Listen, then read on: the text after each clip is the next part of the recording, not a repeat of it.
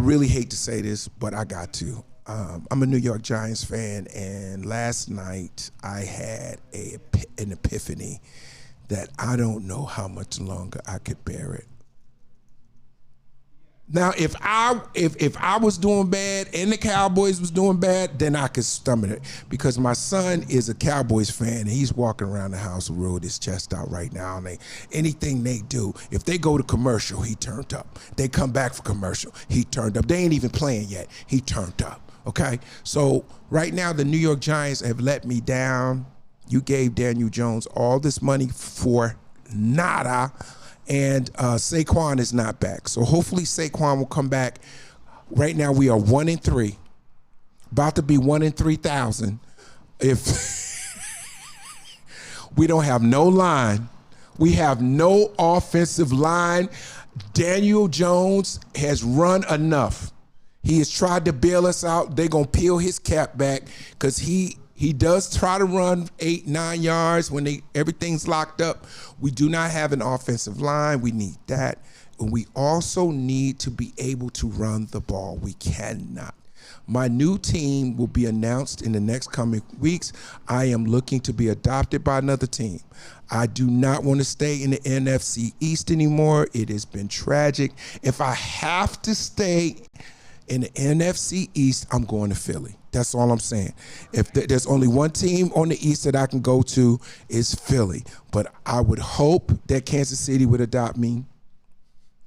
I would hope that Buffalo Bills, it's still New York, would adopt me.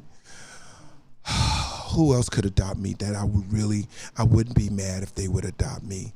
I'll take the Rams if the Rams want to adopt me. I mean, I'm not mad at that. But if I could get adopted by an up-and-coming team that has a bright future, Detroit Lions. Woo! What up, though? Top Billin. This is Top Billin, and this is another topic on Top Billin exclusive. James Harden. Let's just talk about it. James Harden, you have actually pushed your way out of every city that you've been in, right? You have been probably one of the best guards we've seen in the last 15 years. And I want to say for a couple of the top 5 for about 8 years, period. Shooting, scoring, assists, doing your thing. Ever since you got to Houston, you were regular season Harden, and playoffs, you fell off. You would go hard in the season, kill, MVP candidate, get to the playoffs, taper off. 1 game good, 2 games bad, 1 game good, like that. Okay, cool. So we know that in the high-pressure situation, James Harden, you have yet to get over the hump. And I understand this pressure. I get it. You know, you're not in the strip club. You're not hanging out with the Migos when you in the game. You don't have your boys with you. You're not popping bottles. You getting buckets, and Katz is scheming against you, and they guarding you, and Katz is making you tired and making you cross over 2-3 extra times so you can get to that shot. I get it. I play ball. I get what you're saying. I understand it. But James Harden, you're really good basketball player, like really good. And I don't know how much longer can you blame anybody else for where we are right now, because your legacy as it stands is at stake. Okay. You had an opportunity. You had the MVP center in Philly. Okay. You came from the Nets. They found a way to get you to Philly. You left the Nets. That was supposed to work. You wanted out of there, got out of there. Now you are in Philadelphia, PA. You said you want to be out of there. You never going to play for, is it Morey? Morey, right? The owner is Morey, right? How can you not?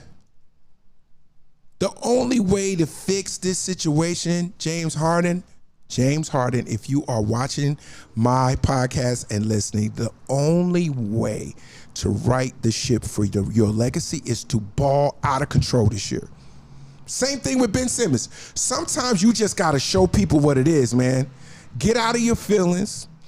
I know it's an uncomfortable workspace. You know, they probably tricked you into signing your extension and told you they was going to do X and they did Y. But that's the game. You know how it is, man. Let's stop playing, bro. You're a multi-millionaire. You got your bread. Now you know it's chess, not checkers. So here's the deal. Ball out. Bring a chip to Philly. You know now you're going to have to ball out if you stay in Philly because now you got to go against Dame Lillard. You got to go against Miami. They're going to be good. You got to deal with Boston. They just got Drew Holiday. The East is going to be exciting. There's a lot of even games there. A lot of games that could go either way. So now, if James Harden wants to be a Hall of Famer, have all your stats, all your stuff make sense, a championship or bust is all I see for your career. You don't need to get traded nowhere else and be in a situation where you might not have help. Suck it up. Suck up your pride right now. Go in there and be a leader. Embrace Embiid. He's the best thing on the East Coast outside of Giannis. He's definitely the most dominant in the post. He don't need to shoot threes, but he likes to. With you, with Tyrese Maxey, with Seth Curry, you got a bunch of little pieces. Y'all could do this shit, bro. Tighten up. Get your beard lined up a little bit. Do some Pilates. Do some cardio. Come out here with Westbrook and get on them sand dunes and be in the best shape of your life. I want to see abs. I want to see abs. You look like Baron Davis a little bit. You know you chunky slim. You know you slim chunky. You know you slim thick. If that could be a possibility, you know what I mean? Come into camp in your best shape ever. Come in focused. Get Philly to the finals at least, James. Ball out. And then Philly will be happy. You'll be in a position, if you do want to leave after this year, you can leave and people will take you and you'll be in a better position. But if you don't ball out and you sit out and you do the whole mental health thing and I don't feel good and I got a doo-doo and I got a pee-pee and you're doing all this little stuff to trip up the team, that's not going to work because now you out the league. And that's just being honest. That's just what I see. And that's what I hear, in the league. It's like, yo, man, sometimes you put your back against the wall and you just got to ball out. You got to fight your way off the wall. And I believe in you. I love you as an athlete. I love you as a player. But now it's not about the money. It's about pride. It's about you being the best version of you and helping Philadelphia get some get back. That's all I got to say. And only on Top Billin can we have these type of topics, where I could just really be honest. I could really talk about the things that I want to talk about and have fun with my fans and my producers. This is the first time that we ever did this. Like we wanted to just do like things that I could talk about. Next week next episodes we're gonna have guesting stuff. We're gonna do all that stuff. But today I just want to have fun. I had some things that I wanted to really, really talk about, and I really am glad that I took the opportunity because you guys get to hear me. You get to hear my point of view on things. You know what I'm saying? Hey, I had a wonderful time with you guys today. Only on Top Billin can we have this kind of fun. The #1 podcast for the culture, the movement, and the discussion. I'm your man, Bill Bellamy. I'll see you on the next episode. Holla!